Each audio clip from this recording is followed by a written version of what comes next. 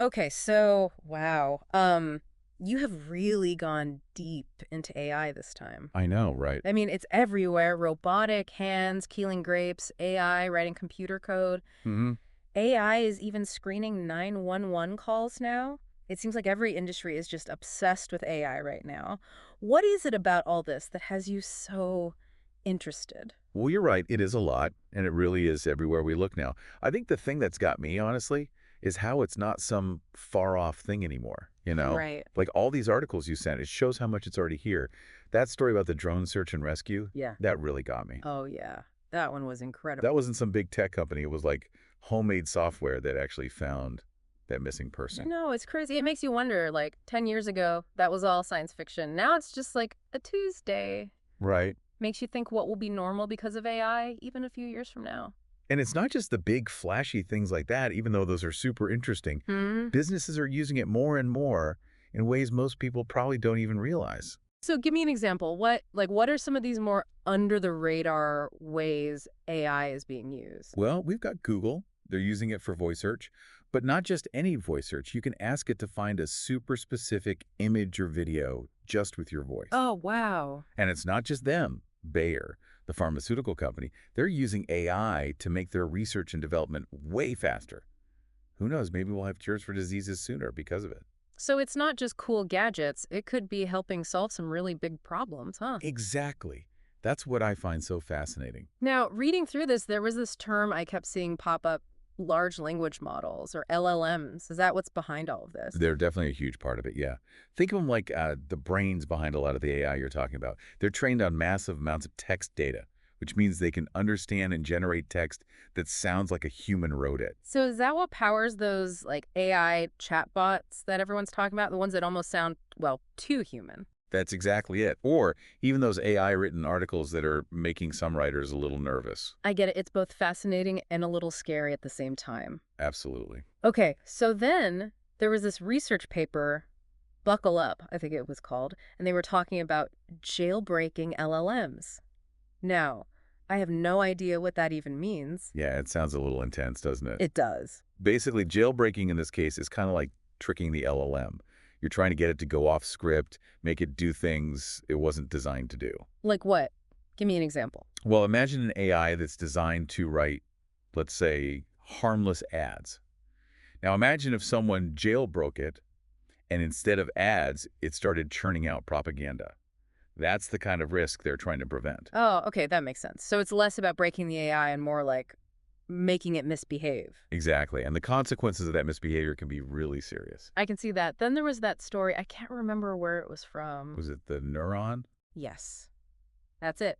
About the guy who convinced an LLM that HE was the one who walked on the moon. Like, that's funny, but also kind of scary. It definitely raises some eyebrows. Yeah. And it really highlights how important it is to have safeguards in place. What's encouraging, though, is that there are people actively researching these vulnerabilities so we can prevent them. I mean, I guess that's how it is with any new technology, right? The more you learn about how it can go wrong, the better you can protect against it. Exactly. You have to understand the risks to be able to mitigate them. And that leads us to another crucial topic, which is the ethical side of AI. And from what I can see, you've got a lot to say about that. Speaking of ethics, this whole stack of articles has me a little freaked out, honestly, about privacy. Yeah, I can see that. I mean, we've got AI on our phones, in our homes, and now it's in our glasses.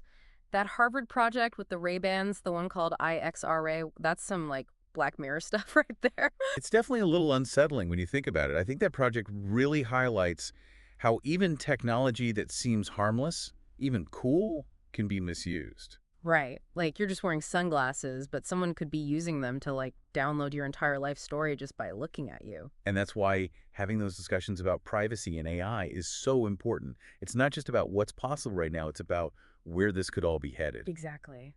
Okay, then it gets even more complicated when you bring in this article from the Rundown. They're saying that Meta might be using everything we post, like photos, videos, everything, to train its AI. Yeah, I read that one. So where does that leave us? Is there any privacy left if just by being online we're feeding the AI machine? Well, it's a tough question, Mhm. and there aren't any simple answers. It really boils down to striking that balance between innovation and, like you said, protecting people's rights. Okay, so how do we even begin to find that balance? Is anyone working on solutions, or are we all just like crossing our fingers and hoping for the best? No, no, there are definitely people working on this.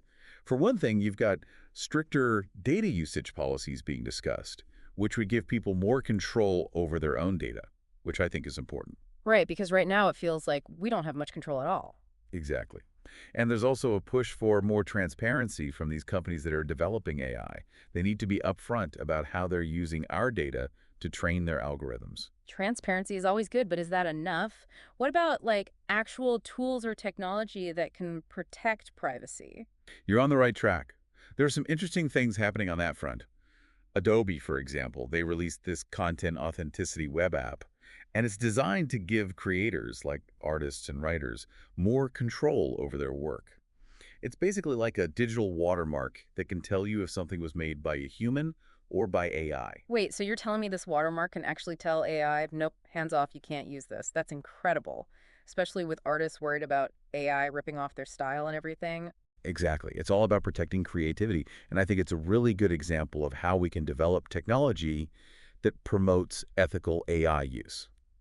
Okay, so we've talked about how AI is everywhere, how these LLMs are powering a lot of it, and the very real concerns about privacy. But what does it all mean for the future? Where do we go from here? Well, if I could predict the future, I'd probably be, off winning the lottery or something. Right. But if we look at how fast things are moving, I think it's safe to say AI is only going to be more integrated into our lives. So more integrated. Does that mean we'll have AI assistants that actually help us, be more efficient? Or are we talking about like Wall-E, where we just let robots do everything for us? I think it'll probably be a little of both, Yeah. if I had to guess. Okay. Like, practically speaking, imagine those AI assistants not just planning your day, but like actually helping you work faster, pulling up anything you need to know instantly, maybe even doing those repetitive tasks that take up so much time. So less robot, go get my coffee, and more like, hey, AI, can you help me analyze this data and come up with a winning marketing strategy? Exactly. Okay, that actually sounds kind of nice, not gonna lie. Right.